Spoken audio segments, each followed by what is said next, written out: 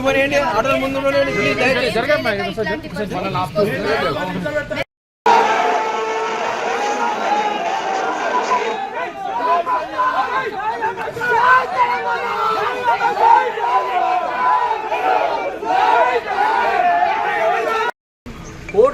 మన ఇంట్లో ఉన్నాయని చెప్పి వాళ్ళకు మెసేజ్ పెట్టి ఎన్నికల కమిషన్ కంప్లైంట్ ఇచ్చారు.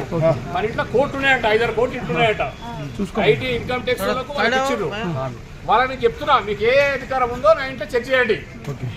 మీరు చెక్ చేస్తే ఎట్లా చెక్ చేయాలో చూపెట్టి చెక్ చేయమని చెప్పిన. 4:30 గంటలు అవుతుంది, ఫోన్లు తీసుకురు. మనం ప్రజాస్వామ్య వ్యవస్థ ఉన్నాం కాబట్టి ఎన్నికల అధికారులను వాళ్ళ స్పెషల్స్ కార్డును మనం గౌరవిస్తూ ఉన్నాం. మీరు వచ్చి మా ఇల్లు చెక్ చేయండి, ఏ విధంగా మీరు వచ్చినా మాకు చూపి చెక్ చేయండి అని చెప్తున్నాం. ఆల్రెడీ ఇక్కడ ఇన్కమ్ ట్యాక్స్ వాళ్ళు వచ్చి ఉన్నారు బయట, వాళ్ళు రోబోట్ వచ్చి రావడానికి వీల్లేదు. ఒకవేళ వస్తే ఏ విధంగా వచ్చినా చెక్ చేసి చూపించండి.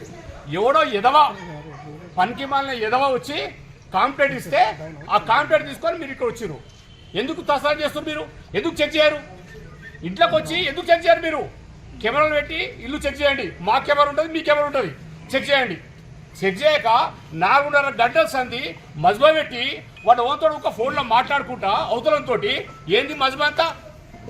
ఎంతసేపు మిమ్మల్ని గౌరవించాలి? 4:30 గంటల సంది గౌరవిస్తున్నారు మిమ్మల్ని. ఇప్పుడే డీసీపీ గారు మాట్లాడు. సంజీవ్ రెడ్డి గారికి అరగంట, నేను అరగంట టైం ఇచ్చాను ఇంతకుముందు. రిక్వెస్ట్ చేసిడు, ఇంకో అరగంట ఉండు, ఇన్కమ్ ట్యాక్స్ వాళ్ళు వస్తున్నారు అని చెప్పాడు. ఇన్కమ్ ట్యాక్స్ వస్తారా? మీరు ఎవరు వస్తారు రండి, మీరు ఏ విధంగా వస్తారో వచ్చి చెక్ చేయండి. అగర్ ఒకవేళ మీ చెప్పిన కాకుంటే మీ సంగతి చెప్తా అని చెప్పిన.